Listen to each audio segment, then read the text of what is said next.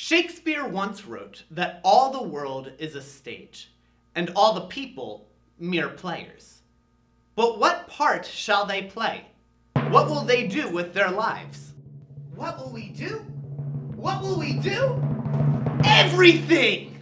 This is Theatrics. We're going to make history. We're going to solve world hunger. We're going to change the world. We're going to score the points. We're going to shoot the basket. We're going to get it in the goal. We're going Theatrics is passionate about what he does. Whatever he's doing. Just as long as he's doing something. Make a sandwich! Yes, we'll make a sandwich! And we'll watch a movie? No, we'll make a movie! And we'll make people laugh! The problem is that Trix here never knows what he's doing. This is Theology. I know a lot of things, but I never know why you do what you do. Well, who asked you? No one. Doesn't mean I can't share my thoughts. You see, action should always be predicated on belief, because belief is the greatest in... Theology is passionate about his books and his beliefs. And maybe a little bit stubborn. Even Socrates, who said, "I think, therefore I am," knew that the meaning of his existence and the things that he did derived from his beliefs. Are you even listening? Huh? No. Not really. You're quite boring to listen to. Me? Boring? I find these thoughts quite fascinating. But that's all they are. Thoughts. They would never actually do anything. You just sit in that chair reading your books. Nonsense. I do things. Oh? And what might that be? I tell you about the things I know. Great. Just what we need around here. A philosopher. That's theologian, thank you. It's my name, for heaven's sakes. Yes, and clearly action is not your middle name. Okay, fine. I'll admit I'm not the most active person in the world, but look at you. You go about doing things at every whim and fancy you get. Objection, Your Honor. Sustained. Make your case. Every theater professional has a script that they work with. And this script is a guideline for how they ought to perform on stage. And as they do, they can interpret what the script is saying and elaborate based on it. Your Honor, my client does not follow whims and fancies, but the interpretation of a script. I rest my case. You have a script? What script are you using? Scenes from a hat. You are being tortured by mimes. Oh no! Not the silent treatment! Wait a minute, that's not a script, that's improvisation! Hey, I never said how detailed my script was. A script's a script. If you don't like it, then just go back to your books. I think I will. Fine. Fine. Actors. Theology and theatrics seem like complete opposites. However, I would use these two words to describe me. One, because I'm both a pastor's kid and a theater kid, and I love both worlds, but also because these are literally two different parts of me. One part of me has a strong set of beliefs, and the other part of me wants to go out and do things. Actually, I think we all have these two parts to us. Everyone has a little bit of theology and theatrics within them. Hold on, how can we all have a theology? I don't even like theology. I heard that. You're right, Trix. Not everyone believes that there's a God, but everyone has come to some sort of conclusion about how the world works, whether it's by a supreme being that runs the universe, or everything happens by chance, or if humans are simply left to take matters into their own hands. Regardless of what that may be, everyone has a theology, and that influences the rest of their beliefs. Well, some people have stupid beliefs. Well, some people do stupid things. Seriously, what is on your head? My head was cold, and this is what I found. Oh, come on. You can't just pick up whatever you find lying around and put it on. Why not? You do the same thing. Oh, don't be ridiculous. I don't do that. Yes, you do. You take whatever philosophies or beliefs that you'd like and fit them into your theological wardrobe. Boom! That is not true. I resent. Okay, you two, break it up. You have to learn to get along. I have to live with both of you. Fine. Fine! Here's the thing. We all have these two parts to us, and they don't always seem to see eye to eye. The church, particularly the American church, has received a lot of criticism about this. We say that we believe the teachings of Jesus and that we follow him, but our actions don't seem to show the fruit of what we believe. And I am just as guilty of this. How do we fix this? Easy. We make him listen. Sorry, did you say something? You heard me. You need to listen to what I say. The actions should change to reflect the beliefs. Oh, so we have to do things your way, huh? Why can't you be the one to change? Experience is one of the greatest informers of belief. Maybe you both need to change. Nope. Never. Not gonna happen. Fat chance. God doesn't change. Why should I? To be more like him. Change is scary. I don't like it. But without change, we'd never grow. If our bodies never changed, we'd be infants forever. We must be willing to change if we're going to grow into mature Christians. But people have held some of these beliefs for centuries. What about tradition? Well, there's a place for tradition, but traditions often reflect the culture and not the belief itself.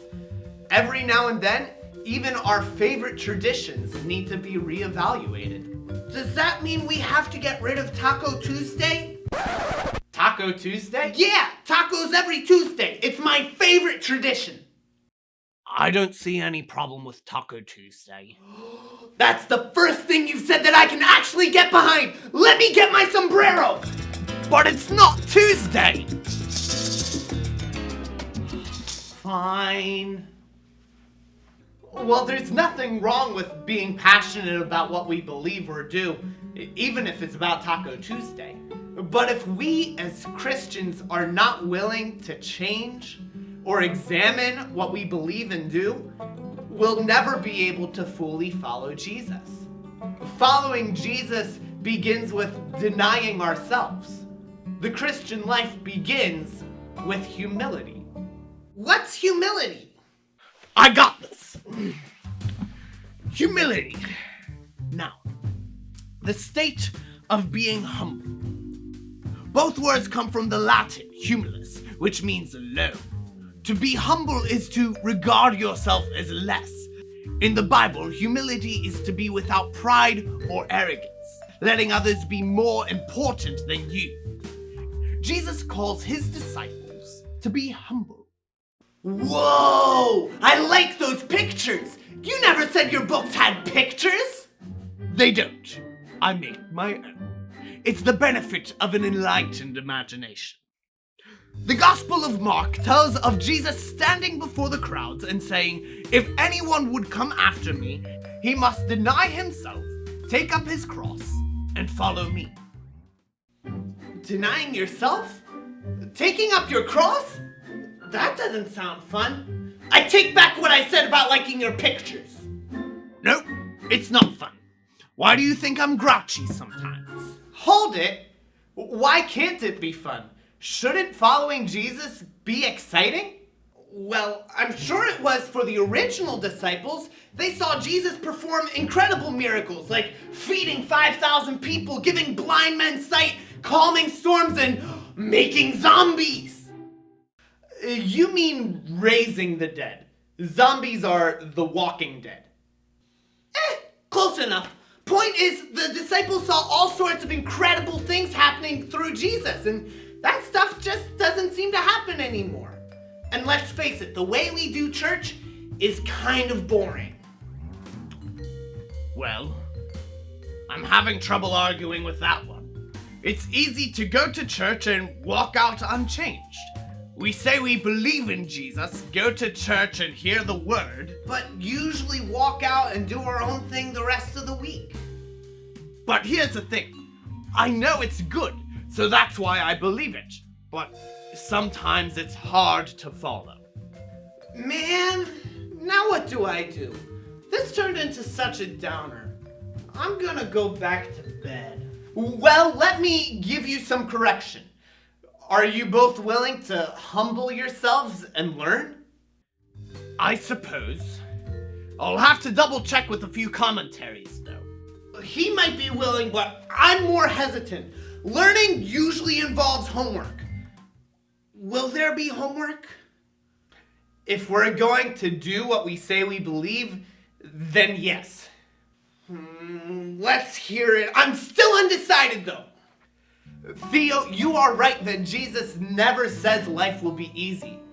In fact, he promises that there will be trouble. The difference is that he promises to be with us in the midst of that trouble.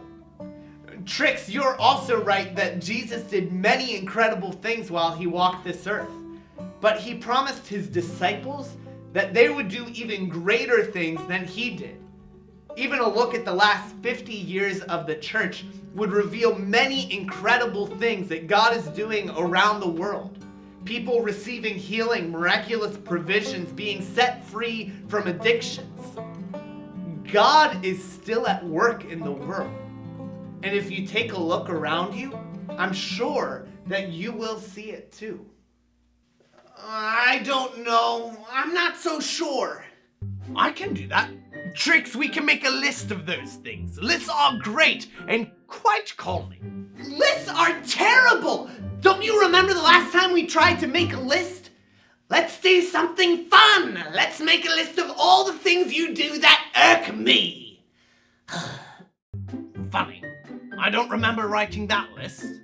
Believe me, it's a long one. Like it or not, a list is a great idea.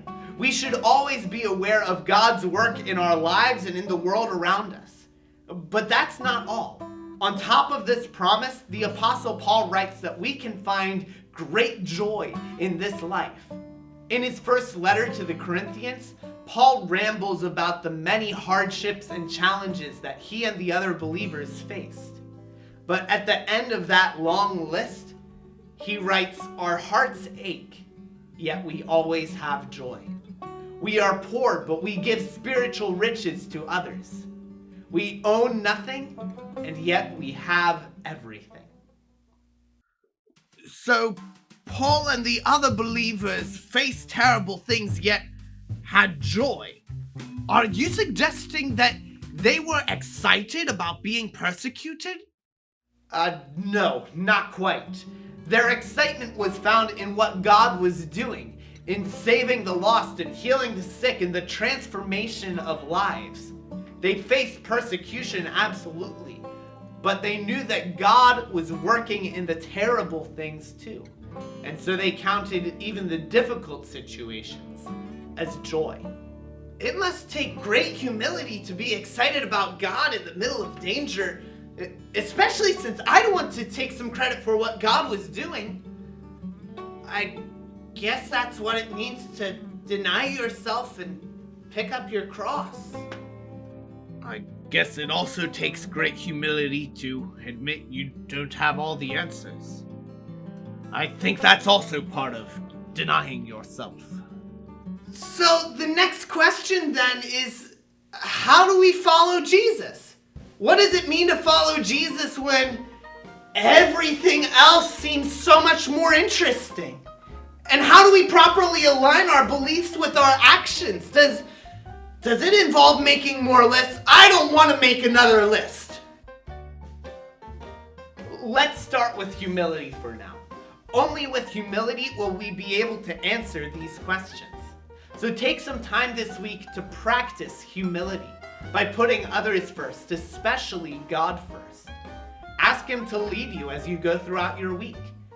And also take time to look for ways that God is at work in the world around you and find joy in that. We'll ask more questions next time. Wait, Next time? As in a series? Don't do it. Are we making a TV show? Don't break it. Where's the audience? Hi, Dad! And there goes the fourth wall. Farewell, friends.